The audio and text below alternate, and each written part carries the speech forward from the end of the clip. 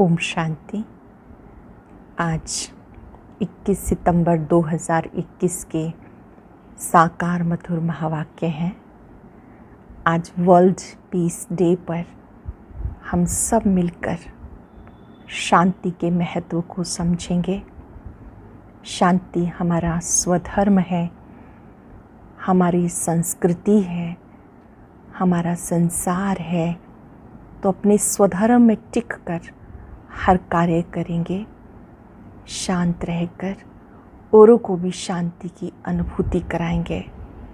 विश्व शांति के लिए थोड़ी देर शांति की अनुभूति में बैठेंगे और पूरे भूमंडल की आत्माओं को शांति का सहयोग देंगे। सबका मन चित्त शांत रहे, हर एक कार्य को शांति से करें। आज बाबा की मधुर मुरली में बाबा ने हम सबको शिव बाबा को भोलानाथ क्यों कहते हैं, कैसे वो भोला भंडारी है, ये बात स्पष्ट की है। बाबा हम सब के उद्धार के लिए इस सृष्टि पर आते हैं। बाबा आकर अहिल्याओं का, गणिकाओं का, कुब्जाओं का, सबका उद्धार करते हैं। बाबा ही दुख हरता सुख करता है। कुछ लोग अज्ञानतावश कहते हैं सुख भी वही देता है, दुख भी वही देता है। बाबा ने कहा मैं तो तुम्हारे लिए सुख का राज्य स्थापन करता हूँ। विचार करो, बाप अपने बच्चों को दुख कैसे दे सकता है। जिन्हें स्पष्ट समझ नहीं है वो अज्ञानतावश कह देते हैं सुख भी वो देता है, दुख भी वो देता है। बाबा ने कहा मैं तो तुम बच्चों को सुख का रास्ता बताता हूँ। मेरी याद से तुम्हें सुख मिलता है, विकारों से दुख मिलता है।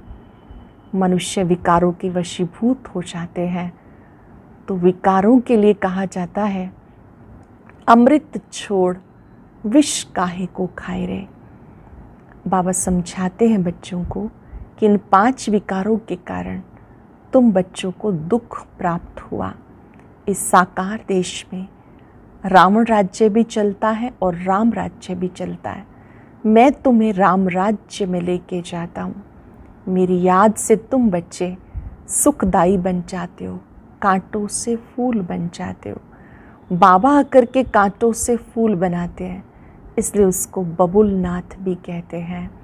यादगार में सोमनाथ, अमरनाथ, ये सब यादगार हैं क्योंकि उसने सोम रस पिलाया, अमर कथा सुनाई। ये सच्ची सच्ची अमर कथा है जो हम सब सुन रहे हैं। अमरपुरी में ले जाने के लिए बाबा आए हैं। बाबा कहते यही तिजरी की कथा है, यही तीसरा नेत्र प्राप्त होने की कथा है। मैं तुम्हें अज्ञान के अंधकार से ज्ञान के प्रकाश की ओर लेके जाता हूँ। तुम्हारा ही गायन है, आप ही पूज्य, आप ही पुजारी। फिर से देवता बनने के लिए अब इन विकारों को छोड़ना है। बहुत हैं ऐसे जो विकार बिगर, सिगरेट बिगर छोड़ नहीं सकते, रह नहीं सकते। बाबा कहते हैं आपको सत्युगी दुनिया में चलना है तो सिगरेट का, विकार का, कमियों का त्याग करना है। क्योंकि अब बाबा के पास आए हो नई दुनिया में जाने के लिए। अपने को आत्मा समझ बाप को याद करो तो पापों का बोझा उतरता जाएगा। आज चलते फिरते याद करेंगे मैं रूहानी जादूगर हूँ। सबसे पहला परिवर्तन, मैं देह नहीं, मैं शुद्ध आत्मा हूँ। और जो भी पुरानी आदतें हैं उन्हें खुशी खुशी छोड़ देना है। हर कर्म शांति से करना है। स्वधर्म में टिक कर दूसरों को भी स्वधर्म में टिक कर बहुत प्यार से कहेंगे ओम शांति। अब सुनते हैं मुरली विस्तार से। बाबा कहते मीठे बच्चे, नाम रूप से न्यारी कोई चीज़ नहीं होती। आत्मा व परमात्मा को भी नाम रूप से न्यारा नहीं कहेंगे, उसमें भी अविनाशी पार्ट नूंधा हुआ है। नाम रूप से न्यारी कोई भी चीज़ नहीं होती। आत्मा व परमात्मा को भी नाम रूप से न्यारा नहीं कहेंगे, उसमें भी अविनाशी पार्ट नूंधा हुआ है। क्वेश्चन है, शिव बाबा को भोलानाथ कह के याद करते हैं, उसे भोला क्यों कहा गया? बाबा को भोला क्यों कहा गया? क्योंकि बाप ही अहिल्याओं, गणिकाओं, कुब्जाओं का उद्धार करते हैं, उन्हें विश्व की राजाई का वर्षा दे देते हैं। मनुष्य तो बाप के लिए कह देते, दुख भी वो देता है, सुख भी वो देता है, परंतु बाबा कहते मैं तो तुम बच्चों के लिए सुख का राज्य स्थापन करता हूँ, मुझे दुख हरता सुख करता कहा गया। विचार करो, मैं बाप अपने बच्चों को दुख कैसे दे सकता हूँ? गीत है, दूर देश का रहने वाला आया देश पराए में। ओम शांति। रूहानी बच्चों ने गीत सुना, अर्थात रूहों ने शरीर की कान रूपी कर्मेंद्रियों से गीत सुना। दूर देश से मुसाफिर आया है। तुम सब मुसाफिर हो ना, तो सब मनुष्य मात्र आत्माएं जो भी हैं सब मुसाफिर हैं। आत्माओं का कोई भी घर नहीं, आत्मा है निराकार। निराकारी दुनिया में रहने वाली निराकारी आत्माएं हैं। उसे कहा जाता निराकारी आत्माओं का घर, देश व लोक। इसको जीव आत्माओं का देश कहा जाता, वह है आत्माओं का देश। फिर जब आत्मा यहाँ आके शरीर में प्रवेश करती हैं तो निराकार से साकार बन जाती हैं। ऐसे नहीं, आत्मा का कोई नाम रूप नहीं है, रूप भी जरूर है, नाम भी है। छोटी सी आत्मा कितना पार्ट बचाती है। विजुअलाइज करें, छोटी सी बिंदी आत्मा और उसके अंदर अविनाशी पार्ट नूंधा हुआ है। इस शरीर के द्वारा पार्ट बचाती है।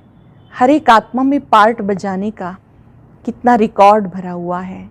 रिकॉर्ड एक बार भर जाता है, फिर कितना भी रिपीट करो वही चलेगा। वैसे आत्मा इस शरीर के अंदर रिकॉर्ड है, उसमें 84 जन्मों का सारा पार्ट भरा हुआ है। जैसे आत्मा निराकार है, वैसे बाबा भी निराकार है। कहाँ का शास्त्रों में लिख दिया वो नाम रूप से न्यारा है, परंतु नाम रूप से न्यारी कोई भी वस्तु होती नहीं। आकाश भी पोलार है, नाम रूप तो है ना, बिगर नाम के कोई भी चीज़ होती नहीं। मनुष्य समझते परम पिता नाम रूप से न्यारा है। अगर नाम नहीं तो रूप भी नहीं, देश भी नहीं, फिर तो कुछ भी नहीं हो सकता। बुलाते भी हैं दूर देश का रहने वाला परम पिता परमात्मा। अब दूर देश में आत्माएं रहती हैं, ये साकार देश है। इसमें दो का राज्य चलता, राम राज्य और रावण राज्य। आधा कल्प है राम राज्य, आधा कल्प है रावण राज्य। ये बच्चों को समझाया गया। सतयुग से ईश्वरीय राज्य शुरू होता है। राम राज्य स्थापन करने वाला परम पिता परमात्मा है, वो कभी रावण राज्य स्थापन कर ना सके। बाप बच्चों के लिए कभी दुख का राज्य थोड़ा ही बनाएंगे। कहते ईश्वरी सुख दुख देते हैं। बाबा कहते मैं बच्चों को दुख कैसे दे सकता हूँ? मेरा तो नाम ही है दुख हरता सुख करता। ये मनुष्यों की भूल है। ईश्वर कभी दुख नहीं देंगे। इस समय है ही दुख धाम। आधा कल्प रावण राज्य में दुख ही मिलता है, सुख की रत्ती नहीं। सुख धाम में कभी दुख होता नहीं। बाप स्वर्ग का रचयिता है। अब तुम हो संगम पर। इनको नई दुनिया तो कोई भी नहीं कहेंगे। नई दुनिया का नाम है स्वर्ग। वही फिर पुरानी दुनिया बनती। नई चीज़ जब पुरानी खराब दिखाई पड़ती है तो पुरानी चीज़ को खलास किया जाता है। मनुष्य विषय विकारों को सुख समझते। गाया जाता अमृत छोड़ विष काहे को खाए।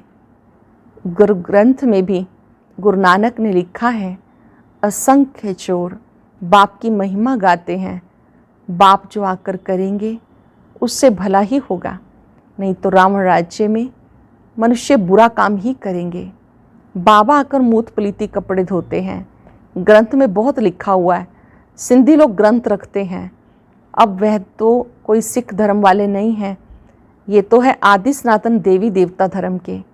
सिखों का है गुरु नानक, उनको दाढ़ी बाल थे, तो सब सिखों को दाढ़ी बाल होनी चाहिए।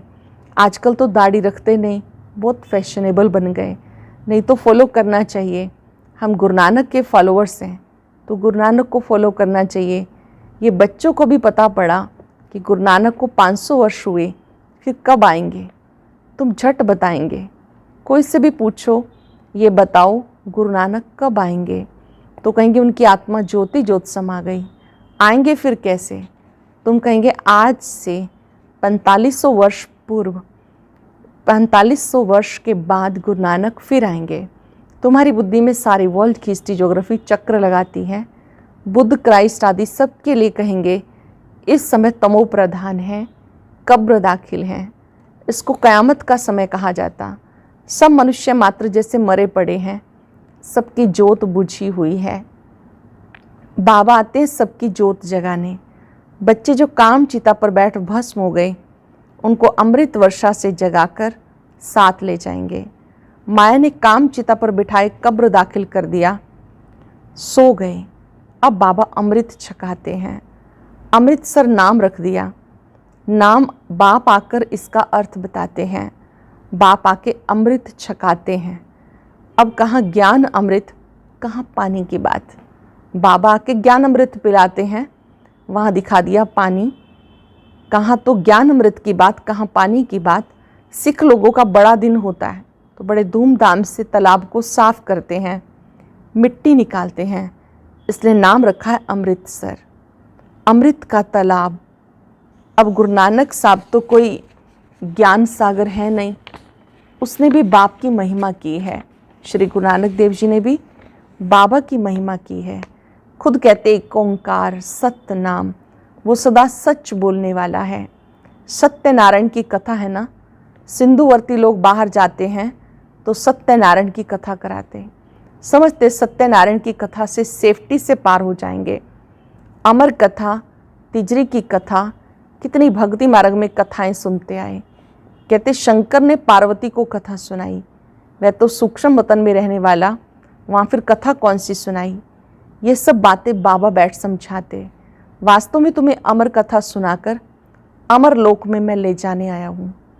अमर कथा सुनाकर अमर लोक ले जाने आया हूँ।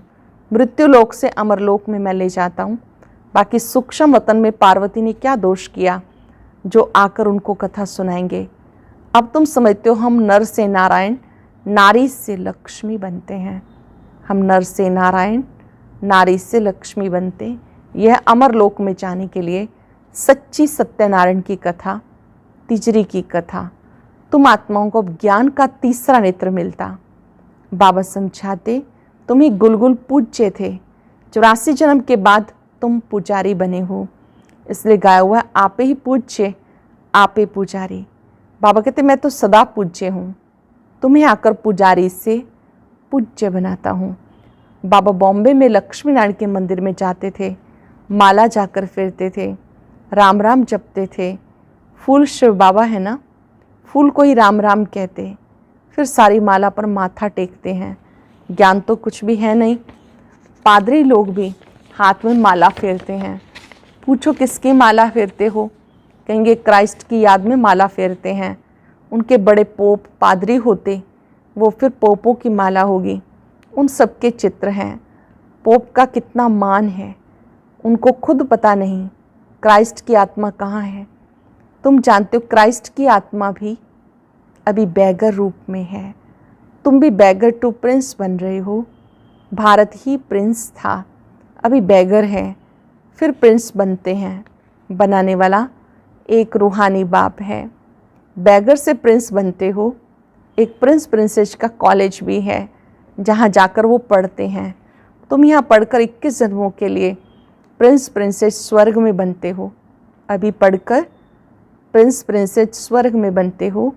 नॉलेज से तुम मनुष्य से देवता बनते हो। अब तुम समझते हो जो श्री कृष्ण सतयुग का प्रिंस था, 84 जन्म के बाद बैगर बना। 5000 वर्ष पहले देवी देवताएं कितने साहूकार थे, अब वही कंगाल बैगर बन गए। ये बातें सिर्फ तुम समझ सकते हो। भगवान वाच वह सबका फादर है, तुम गॉड फादर से सुनते हो। गीता में सिर्फ भूल ये कर दी जो शिव भगवान वाच के बदले कृष्ण भगवान वाच नाम लिख दिया। इसलिए गाया जाता झूठी दुनिया। इस समय सारी दुनिया कांटों का जंगल बन गई। बॉम्बे में बबुलनाथ का मंदिर है। बाबा आकर कांटों को फूल बनाते हैं। सब एक दो को कांटा लगाते रहते, अर्थात काम कटारी चलाते हैं। इसलिए इसे कांटों का जंगल कहते हैं। सत्युग को गार्डन ऑफ अल्लाह कहा जाता। वही फ्लावर्स कांटे बनते हैं, फिर कांटों से फूल बनते हैं। सत्युग में कभी रावण को नहीं जलाते। रावण पुराना दुश्मन है। भारत का तुम्हारी लड़ाई ही है रावण से। भारत का सबसे पुराना दुश्मन रावण है। तुम्हारी लड़ाई रावण से है, जिसने आधा कल्प दुख दिया। आखिरी बड़ी लड़ाई भी होगी। सच्चा सच्चा दशहरा होना है। रावण राज्य ही क्लास हो जाएगा। तुम्हें फिर सोने के महल मिल जाएंगे। अब तुम रावण पर जीत पहन स्वर्ग के मालिक बनते हो। बाबा सारे विश्व का राजभाग देते, इसलिए उनको शिव भोला भंडारी कहते हैं। गणिकाएं, अहिल्याएं, कुब्जाएं, सबको बाप विश्व का मालिक बनाते हैं। बाबा को भोला भंडारी कहते हैं क्योंकि वो सभी को, गणिकाओं, अहिल्याओं, कुब्जाओं, सभी को विश्व का मालिक बनाते। कितना भोला है। आते भी पतित दुनिया में हैं, पतित शरीर में हैं। बाकी जो स्वर्ग के लायक नहीं, वो विकारों को छोड़ नहीं सकते। बाबा कहते बच्चे, अब ये अंतिम जन्म पावन बनो। ये विकार पॉइजन है जो तुम्हें आदि मध्य अंत दुखी बनाते हैं। क्या एक जन्म इन्हें नहीं छोड़ सकते हो? मैं तुम्हें अमृत पिलाए अमर बनाता हूँ, फिर भी तुम पवित्र नहीं बनते। विकारों बिगर, सिगरेट बिगर, शराब बिगर रह नहीं सकते। मैं बेहद का बाप कहता हूँ, तुम एक जन्म पवित्र बनो तो मैं तुम्हें स्वर्ग का मालिक बनाऊंगा। एक जन्म पावन बनो, मैं तुम्हें स्वर्ग का मालिक बनाऊंगा। तुम जानते हो बाबा आया है सारी दुनिया को दुख से लिबरेट कर सुखधाम शांति धाम में ले जाने। अभी सब धर्मों का विनाश होगा, अनेक अधर्मों का विनाश होगा। आदि सनातन धर्म की स्थापना होती है। ग्रंथ में भी परम पिता परमात्मा को अकाल मूर्त कहते। बाबा है महाकाल। वह काल तो एक दो को ले जाएंगे, मैं तो सब आत्माओं को ले जाऊंगा, इसलिए महाकाल कहते हैं। बाबा कहते मैं तो सभी को ले जाने आया हूँ, इसलिए मुझे महाकाल कहते हैं। अच्छा, मीठे मीठे सिक्के रदे बच्चों प्रति माता पिता बाप दादा का याद प्यार, गुड मॉर्निंग। रूहानी बाप की रूहानी बच्चों को नमस्ते। रूहानी बच्चों की रूहानी बाप दादा को नमस्ते, गुड मॉर्निंग। शुक्रिया बाबा, शुक्रिया। धारणा के लिए सार। इस अंतिम जन्म में ज्ञान अमृत पीकर अमर बनना है। स्वयं को स्वर्ग में चलने के लायक बनाना है। बुरी आदतों को छोड़ देना है। अभी पढ़ाई पढ़कर 21 जन्म के लिए स्वर्ग में प्रिंस प्रिंसेज बनना है। सच्ची सच्ची सत्यनारायण की कथा सुन नर से नारायण बनने का पुरुषार्थ करना है। सच्ची सच्ची सत्यनारायण की कथा सुन नर से नारायण बनने का पुरुषार्थ करना है। वरदान है, 1 सेकंड के दृढ़ संकल्प से स्वयं को व विश्व का परिवर्तन करने वाले रूहानी जादूगर भव। 1 सेकंड के दृढ़ संकल्प से स्वयं का व विश्व का परिवर्तन करने वाले रूहानी जादूगर भव। जैसे जादूगर थोड़े समय में बहुत विचित्र खेल दिखाते हैं, वैसे आप रूहानी जादूगर अपनी रूहानियत की शक्ति से सारे विश्व को परिवर्तन में लाने वाले हो। कंगाल को डबल ताजधारी बनाने वाले हो। स्वयं को बदलने के लिए सिर्फ 1 सेकंड का दृढ़ संकल्प धारण करते हो कि मैं आत्मा हूँ, और विश्व को बदलने के लिए स्वयं को विश्व के आधार मूर्त, उद्धार मूर्त समझकर विश्व परिवर्तन के कार्य में तत्पर रहते हो। इसलिए सबसे बड़े रूहानी जादूगर आप हो।